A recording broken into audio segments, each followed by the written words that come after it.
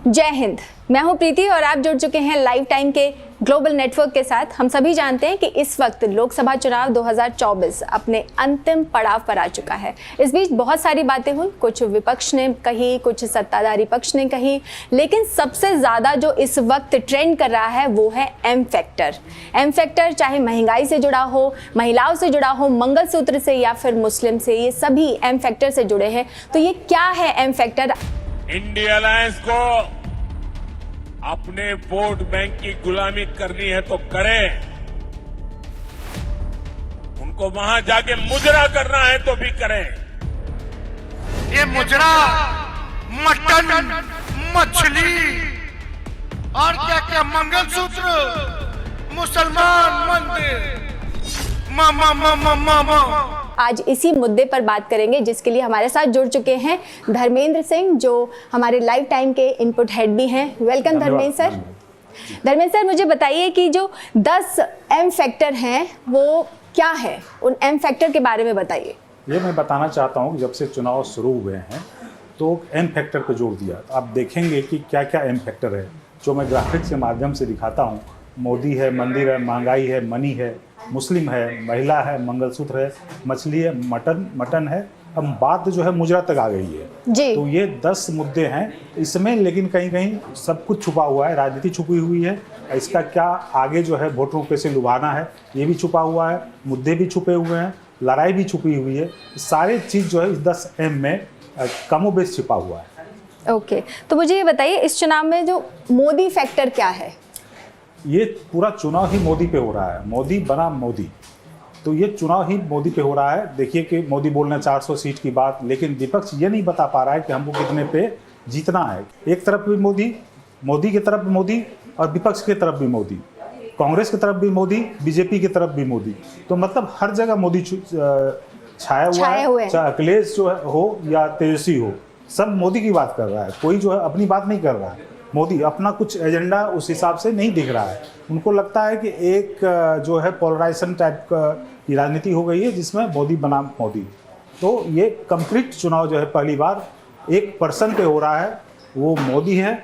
चूँकि मोदी निर्णायक लीडर है, तो मोदी अपने ही नाम पे मोदी गारंटी वो जीतना चाहते हैं, फिर मोदी के नाम पे ही वो लोग मोदी को हराना भी चाहते हैं। तो एक दिलचस्प है जी। तो ये जो चुनाव हो रहा है उसमें मंदिर का मुद्दा कितना हावी हुआ है? देखिए, राम मंदिर का मुद्दा इतना बड़ा है, जो बीजेपी के अस्तित्व की लड़ाई जो है राम मंदिर से शुरू हुई है। राम मंदिर के वजह से ही 2 सीट से बीजेपी 303 पर पहुंच गई है। और जब से राम मंदिर का नाम लिया है तब से वो हिंदू वोटर धीरे धीरे बढ़ते बढ़ते आज की तारीख में 52% हिंदू वोटर जो वोट डाल रहे हैं। और आप टाइमिंग को भी देखिए कि लोकसभा से 4 महीना पहले जो है राम मंदिर का निर्माण हो गया, पूरा जो धूमधाम के साथ हुआ। और इसको इसीलिए हुआ कि इसको कम से कम लोकसभा में भुनाया जा सकता है। और ये देखिए कि उसी को देखते हुए उनको लग रहा है कि राम मंदिर का मुद्दा जो इतने सालों से चल रहा था वो मोदी के कार्यकाल में हुआ, योगी के कार्यकाल में हुआ। तो अब जो हम 303 देख ही रहे हैं, तो 400 क्यों नहीं देखें। तो इसीलिए 400 का नारा जो है मंदिर की मजबूती से, मंदिर का जो एक संघर्ष था उसको हासिल करने के बाद ही जो है 400 का नारा दिया हुआ है। तो शायद यदि मंदिर नहीं रहता तो हमको नहीं लगता कि 400 का नारा है। तो मंदिर मतलब हिंदू मतलब जो है आप समझ लीजिए 80% मतदाता, और करीब करीब उसमें 52% मतदाता उनको वोट दिया है 2019 में। तो धर्मेंद्र सर, इस लोकसभा चुनाव में मुस्लिमों पर भी राजनीति हो रही है, तो मुस्लिमों को क्यों राजनीति में घसीटा गया है? देखिए, जब से बीजेपी आई है तो ये परोक्ष रूप से, प्रत्यक्ष रूप से हिंदू मुस्लिम हुआ है। लेकिन आप पहले चरण का चुनाव देखें, उसमें जो है ये मुस्लिम का मुद्दा नहीं आया था। लेकिन पहले चरण के बाद 21 तारीख को जो राजस्थान में रैली की मोदी ने, उसके बाद सारा चीज़ आ गया, मैंने फट के आ गया। उसमें सारे मुद्दे पर नहीं होता कि एक बवंडर की तरफ फट के आ गया। उसमें जो है मंगलसूत्र भी आ गया, मुस्लिम भी आ गया, उसमें जो है घुसपैठियाँ भी आ गया, सारी चीज़ हो गए। तो कहीं ना कहीं एक ये रहता है, जैसे कांग्रेस की भी रणनीति रही है कि हम मुस्लिम वोट लें, तो बीजेपी की रणनीति है हम जो है हिंदू वोट लें। अब अखिलेश यादव की रणनीति होती है यादव वोट मिले, मुस्लिम वोट मिले। हर पार्टी की रणनीति होती है, कोई जाति के नाम पे, कोई धर्म के नाम पे। लेकिन लगता है कि पहले फेज के बाद ये चुनाव जो कंप्लीट हिंदू मुस्लिम हो गया। लगातार मोदी जो है मुस्लिम की बात कर रहे हैं, वो कभी आरक्षण की बात कर रहे हैं, कभी जो है मंगलसूत्र की बात कर रहे हैं, कभी जो है उसको हम किसी भी स्थिति में नहीं देंगे। मतलब वो बोल रहे हैं कि हम जो जितनी भी कल्याणकारी योजना है उसमें हम कोई भेदभाव नहीं करते हैं, लेकिन धर्म के नाम पे हम जो है आरक्षण नहीं देंगे। तो ये एक तरह से कोशिश है उनको कि हम जो है इस चुनाव को दो भाग में बांट दें, क्योंकि उसमें मौका भी मिला है उनको कहीं ना कहीं। जैसे बंगाल में मुस्लिम के नाम पे दिया गया आरक्षण, या कर्नाटक में दिया गया, आंध्रा में दिया गया। ऐसा नहीं है मुस्लिम आरक्षण में नहीं है, आरक्षण में है, जो उस सूची में जो आते हैं उसमें है, लेकिन अक्रॉस द कास्ट सारे कास्ट को शामिल कर देना वो एक उसका विरोध कर रहे हैं। आज माइनॉरिटी की बात किया कि जामिया में जो है माइनॉरिटी इंस्टीट्यूट बना दिया, जिसकी वजह से ओबीसी आदिवासी इसको जो है आरक्षण नहीं मिल रहा और बेनिफिट नहीं मिल रहा। तो ये जो है मुस्लिम की राजनीति ये लगातार चल रही है और चलती रहेगी। इसमें जो है वो उसमें कहीं ना कहीं जो है बीजेपी के बारे में बोला जाता है, लेकिन ये है कि कांग्रेस भी या तेजस्वी यादव भी, अखिलेश भी जो है मुस्लिम वोटरों का फायदा लेते हैं, इसीलिए माई कॉम्बिनेशन मुस्लिम यादव की बात की जाती है। तो ये पे बीजेपी भी हिंदू मुस्लिम की राजनीति कर रही है, तो मोदी लगातार इस पे बने हुए हैं। और अब ये बताइए कि महंगाई कितना बड़ा मुद्दा है इस चुनाव में? जो महंगाई बहुत बड़ा मुद्दा है। आपको देखिए जनरली जो है महंगाई ऐसा इशू है, और बेरोजगारी ये हर चुनाव में छाया रहता है, और ये आज से नहीं आ रहा है, ये बहुत पहले से आते रहा है। लेकिन इधर क्या हुआ है कि एक्सपेक्टेशन वर्ग, आकांक्षी वर्ग जो है वो बढ़ गए हैं, तो उनको रोजगार नहीं मिल रहा है, महंगाई से परेशानी हो रही है।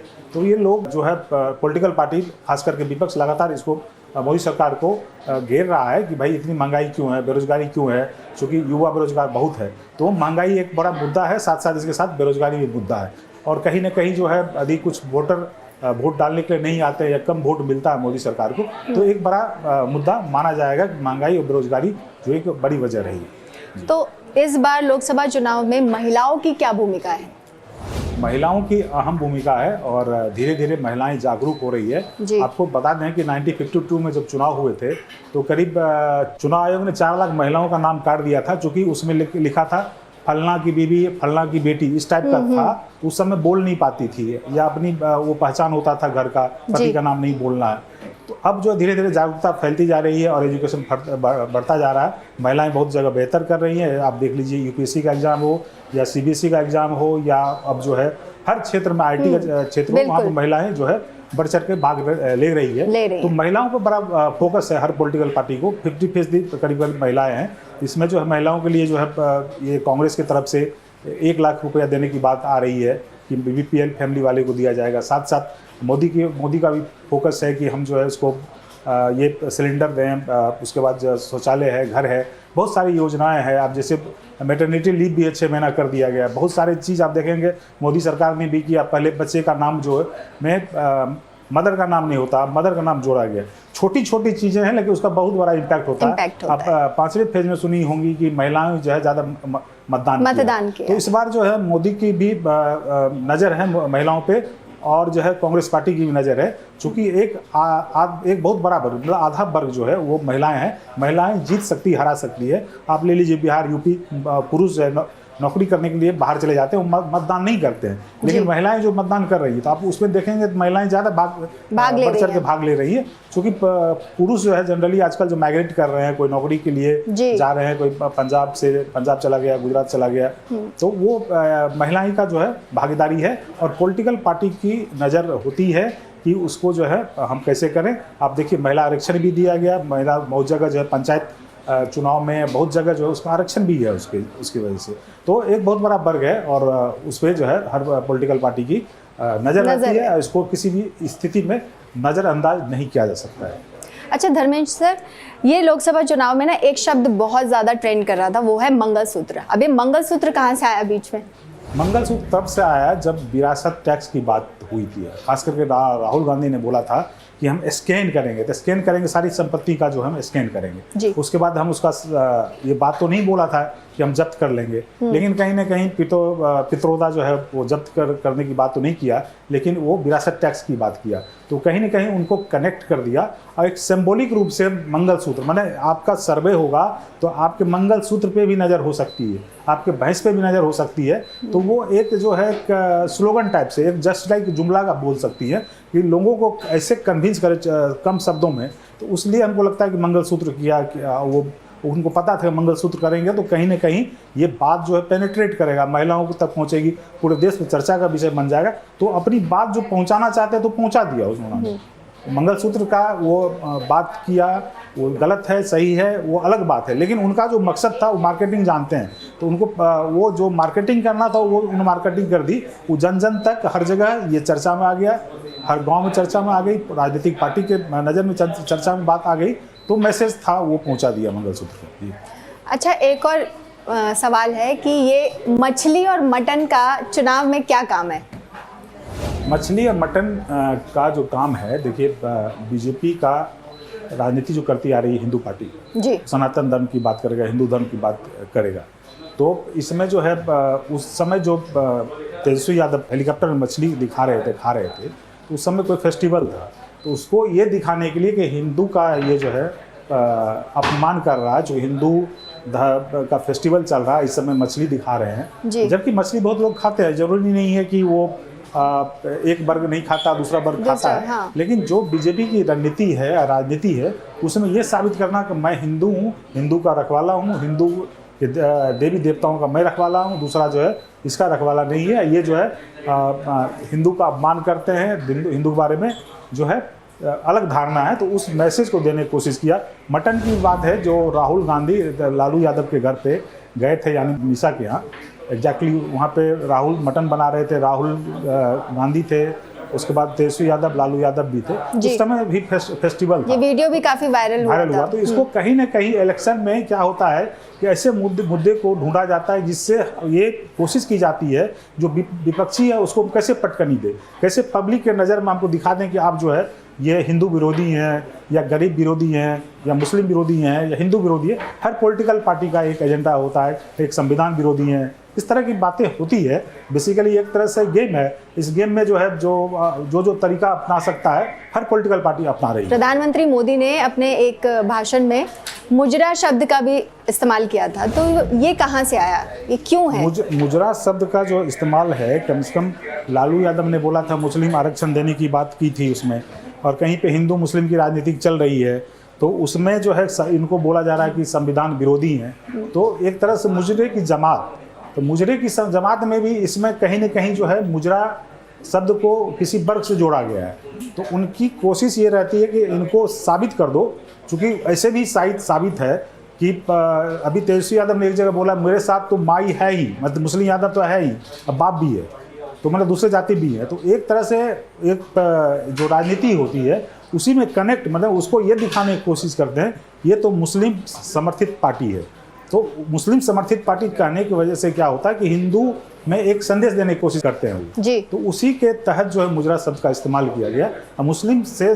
मुजरा शब्द से कहीं ना कहीं वो रिश्ता जो है स्थापित कर रहे हैं, वही धर्म की राजनीति। अच्छा धर्मेंद्र सर, एक और मुद्दा है कि चुनाव में मनी का क्या खेल है? मनी, देखिए पैसा? हम लोग अभी तक जो है 9 एम पर बात कर चुके हैं। एक मनी भी बड़ा फैक्टर होता है। मनी का 2 मकसद है, एक तो भ्रष्टाचार जी में मनी का इस्तेमाल हो रहा है, दूसरा चुनाव में जो है मनी, मतलब आप वोटर को कुछ दे रहे हैं तभी वोटर वोट देगा जी, आप कुछ उनके लिए आपके पिटारे में क्या है वो बड़ा इंपॉर्टेंट है, वो भी मनी है। एक तो ये मोदी सरकार की कोशिश है कि ये कहने की कि आप विपक्षी पार्टियां जो है भ्रष्टाचार में लिप्त है, तो ये जो पैसा बना रहा है, इसलिए जो हम उस पर कार्रवाई कर रहे हैं। तो एक तो राजनीति चल रही है कि सेंट्रल एजेंसी के दुरुपयोग का, तो इसमें भी मनी इन्वॉल्व है। दूसरा है मनी मतलब आप देखते होंगे कि जब 1991 के बाद जो एक तरह से देश में विकास की धारा चल पड़ी, तो उसके बाद जो है हर पॉलिटिकल पार्टी जो है एक तरफ फ्री बीज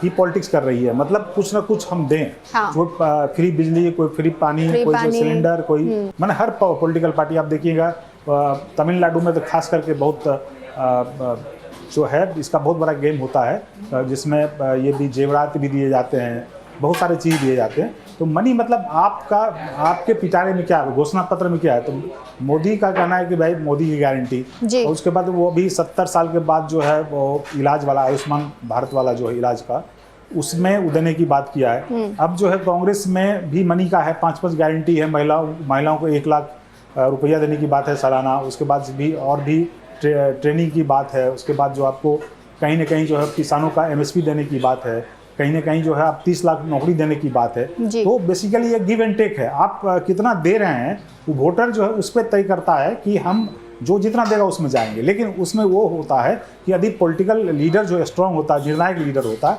तो उसके कहने में और कमज़ोर लीडर के कहने में अंतर है। यदि मजबूत लीडर उसी बात को बोलेगा तो उसमें ज़्यादा वोट मिलेगा, कमज़ोर लोग बोलेगा तो वोट नहीं मिलता है।